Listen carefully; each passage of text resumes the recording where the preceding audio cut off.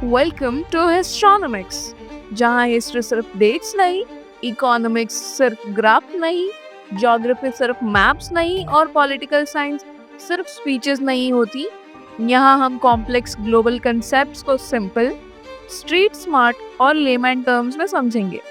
The goal of this channel is simple, it is to make you smarter so that you can question the system and truly understand the event shaping the world we live in, ताकि आप सिर्फ क्या हो रहा है नहीं बल्कि क्यों हो रहा है ये भी समझ पाओ। What better way to start than with a country where oil, power, and global politics collide? Venezuela. सबसे पहले थोड़ा मैप देखते हैं कि वेनेजुएला की ज्योग्राफिकल लोकेशन कैसी है। वेनेजुएला साउथ अमेरिका के नदर्न एज पर लोकेटेड है, कैरिबियन सी के बिल्कुल पास, और ये कंट्री स्ट्रैटेजिकली लैटिन अमेरिका के हार्ट में बैठी हुई है। इसकी कैपिटल है काराकस, और ये रीजन हिस्टोरिकली यूएस इन्फ्लुएंस के अंडर माना जाता रहा है। बट वेनेजुएला सिर्फ लोकेशन के लिए इम्पोर्टेंट नहीं है। वेनेजुएला के पास दुनिया के सबसे बड़े प्रूवन ऑयल रिजर्व्स हैं, और इसी ऑयल ने इस कंट्री को ग्लोबल पावर पॉलिटिक्स का बैटलफील्ड बना दिया है। इस कंट्री के प्रेसिडेंट निकोलस मदुरो, जो 2013 से पावर में थे, इनके टेन्योर में वेनेजुएला ने ओपनली यूनाइटेड स्टेट्स के इन्फ्लुएंस को रेजिस्ट किया, and he said this in 2017 that an economy free from the US imperialist system is possible, और अपनी ऑयल इकोनॉमी को चाइना और रशिया के साथ अलाइन कर दिया।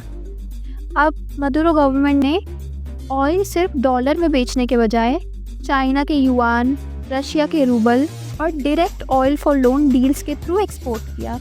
मतलब पेट्रो डॉलर सिस्टम से थोड़ा बाहर निकलने की कोशिश, और यहीं से प्रॉब्लम शुरू होती है। 3 जनवरी 2026 में यूएस प्रेसिडेंट डोनाल्ड ट्रंप के अंडर यूनाइटेड स्टेट्स ने वेनेजुएला पर डायरेक्ट मिलिट्री एक्शन लॉन्च किया। काराकस को टारगेट किया गया और प्रेसिडेंट मदुरो को कैप्चर कर लिया गया। ऑफिशियल रीज़न क्या दिया गया? नार्को टेररिज्म, ड्रग ट्रैफिकिंग और रीजनल इनस्टेबिलिटी। पर असल कहानी तो हम सबको पता है। Venezuela has the largest proven oil reserves in the world. It holds about 303 billion barrels, which is nearly 17% of global reserves and even more than Saudi Arabia's. That's why this small South American nation is such a big player in global energy politics. 3 जनवरी 2026 को US ने एक military operation चलाया जिसका नाम था operation absolute resolve, जिससे एक sitting head of state को डायरेक्टली पकड़ के ले जाना हुआ, जो दुनिया की रीसेंट हिस्ट्री में एक बड़ा जियोपॉलिटिकल इवेंट है। बट आज सच ये है कि ये सिर्फ ड्रग ट्रैफिकिंग या नार्को टेररिज्म का केस नहीं है। The real reason is Venezuela के oil reserves and the petro dollar dominance of United States. 2017 से वेनेजुएला ने अपने ऑयल रिजर्व्स को चाइना के साथ लोन्स फॉर ऑयल मॉडल के थ्रू यूज़ किया। इसमें चाइना ने $60 बिलियन से ज़्यादा लोन्स दिए इंफ्रास्ट्रक्चर और डेवलपमेंट प्रोजेक्ट्स में, और वेनेजुएला ने इस डेट को डॉलर में नहीं बल्कि physical barrels of crude oil की फॉर्म में रीपे किया। तो पेट्रो डॉलर डोमिनेंस का लॉजिक ये है कि हर मेजर ऑयल ट्रेड डॉलर में ही होती है, जिससे डॉलर की डिमांड और ग्लोबल पावर दोनों बनी रहती है।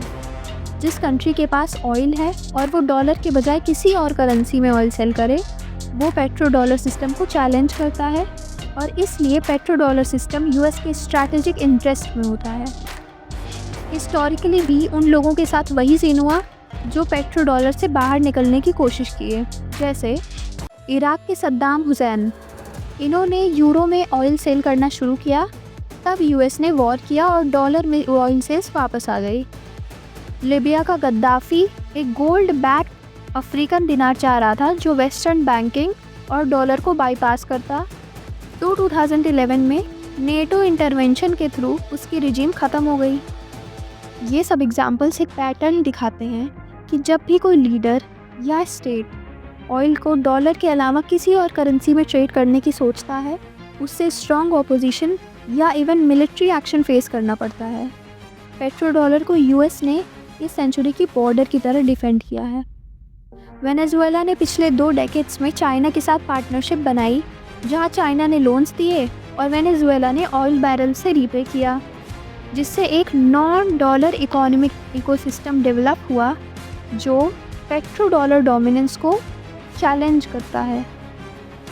अब US naval blockades, tanker seizures और ऑयल सेल्स पे कंट्रोल ले रहा है ताकि वो ग्लोबल ऑयल प्राइसेस और सप्लाई पे इन्फ्लुएंस बना सके और पेट्रो राइवल्स जैसे रशिया और ईरान पर जियोपॉलिटिकल प्रेशर डाल सके। To simplify it further, Venezuela के पास वर्ल्ड का लार्जेस्ट ऑयल रिजर्व है और वो ट्रेडिशनल पेट्रो डॉलर सिस्टम के बाहर जा रहा था। चाइना के साथ उसका ट्रेडिशनल पेमेंट सिस्टम और ऑयल टाइज ने यूएस को नर्वस कर दिया। यूएस ने अपने स्ट्रैटेजिक गोल्स अचीव करने के लिए एक डायरेक्ट मिलिट्री इंटरवेंशन किया, जो अब ऑयल कंट्रोल, डॉलर डोमिनेंस और जियोपॉलिटिकल इन्फ्लुएंस के बारे में ज़्यादा लगता है, ना कि ड्रग ट्रैफिकिंग के बारे में। आज दुनिया एक नई एनर्जी और करेंसी वॉर की तरफ बढ़ रही है, जहां जो भी ऑयल और करेंसी कंट्रोल करता है वो ग्लोबल पावर को शेप करता है। ये सिर्फ जियोपॉलिटिक्स नहीं, बल्कि ग्लोबल फाइनेंशियल ऑर्डर और फ्यूचर एनर्जी डोमिनेंस की लड़ाई भी है।